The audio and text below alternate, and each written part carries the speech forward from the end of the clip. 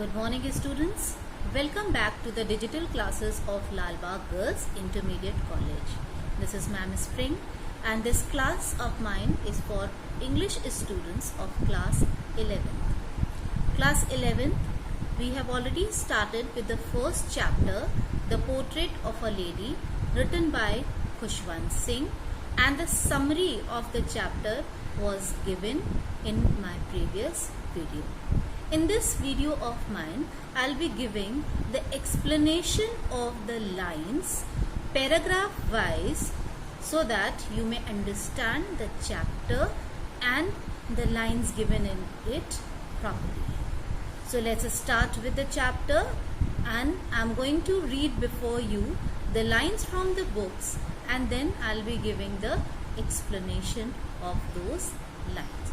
So listen to them carefully and try to understand that. The Portrait of a Lady, written by Khushwant Singh. My grandmother, like everybody's grandmother, was an old woman.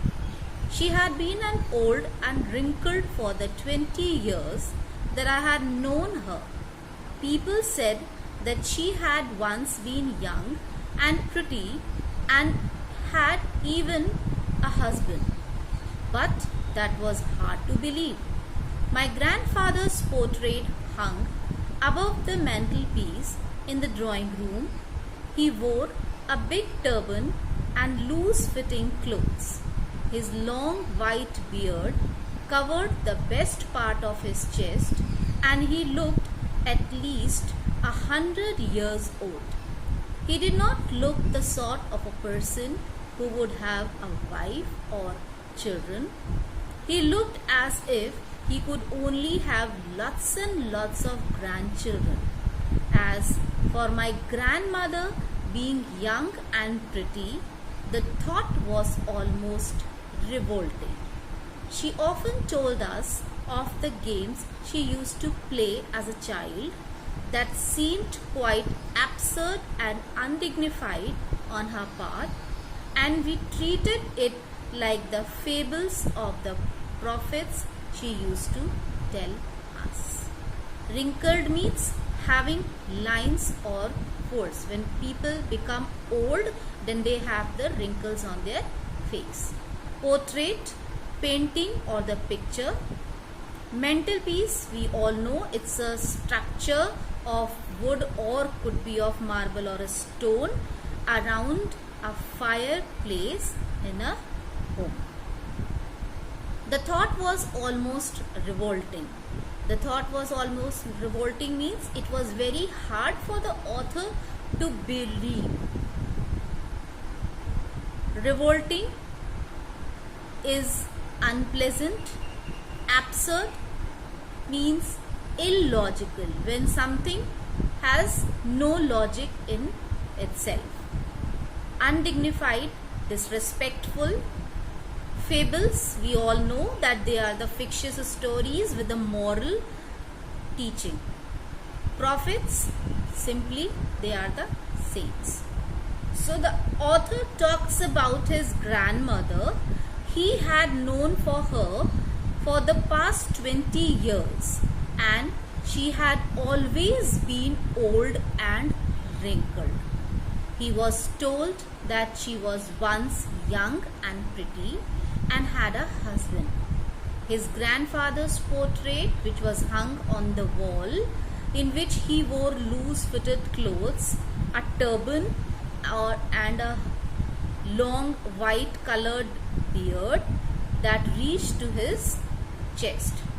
He also appeared very old, and the author thought that he was someone who would have many grandchildren but not a wife or children, because he was so old that he believed that he could have only grandchildren but not a wife or children. The author could never imagine that once his grandmother was young and pretty. He could not connect to this idea. She used to tell him and his cousin about her childhood memories, like the games she used to play as a child. They found these stories illogical and disrespectful. They could not imagine or they could not believe those stories because it was beyond their imagination to think that grandmother was once a child and played such games. They thought that her life's stories were like the other moral stories which she used to tell them. Then the next para, she had always been short and fat and slightly bent.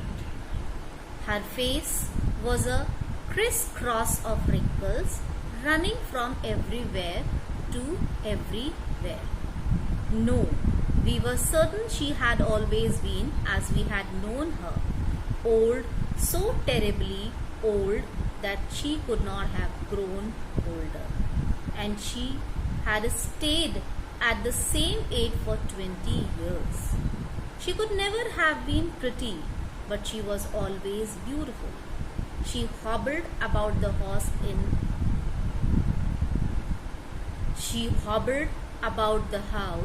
in a spotless white, with one hand resting on her waist to balance her stoop and the other telling the beads of her rosary. Her silver locks were scattered untidily over her pale, puckered face, and her lips constantly moved in inaudible prayer. Yes, she was beautiful. She was like the winter landscape in the mountains, an expanse of pure white serenity, breathing peace and contentment. So, crisscross means a pattern of intersecting straight lines which you could see on a face of an old lady. Hobbled means walked in an awkward way. Spotless white, she wore clean and white colored dresses all the time. Stood bent one's body forward. Rosary, it's a string of beads for keeping count of number of chants made by religious people in her religious prayer. Locks, hair, scattered, disorganized, untidily, not neat. Puckered means a face contract into wrinkles. Inaudible, unable to be heard. Serenity means the state of being peaceful and calm. An expanse of pure white serenity refers to the calm, relaxed and peaceful character of the author's grandmother. Contentment means a state of happiness and satisfaction. His grandmother was short, fat and slightly bent in posture, and her face had lots of wrinkles. She seemed so old, and she had been the same for the past 20 years. According to the author, she was beautiful but not pretty. She walked around the house in an awkward way, wearing spotless white clothes with beads of the rosary hanging from one hand, and the other hand rested on her back to support. She had silver colored hair which was not neatly combed and was disorganized. She was constantly chanting prayers, and he compares her to the winter landscape in the mountains, which has a peaceful and a calm feel. She was a live example of a pure white peace emitting entity. Next paragraph. My grandmother and I were good friends. My parents left me with her when they went to live in the city, and we were constantly together. She used to wake me up in the morning and get me ready for school. She said her morning prayer in a monotonous sing-song while she bathed and dressed me, in the hope that I would listen and get to know it by heart.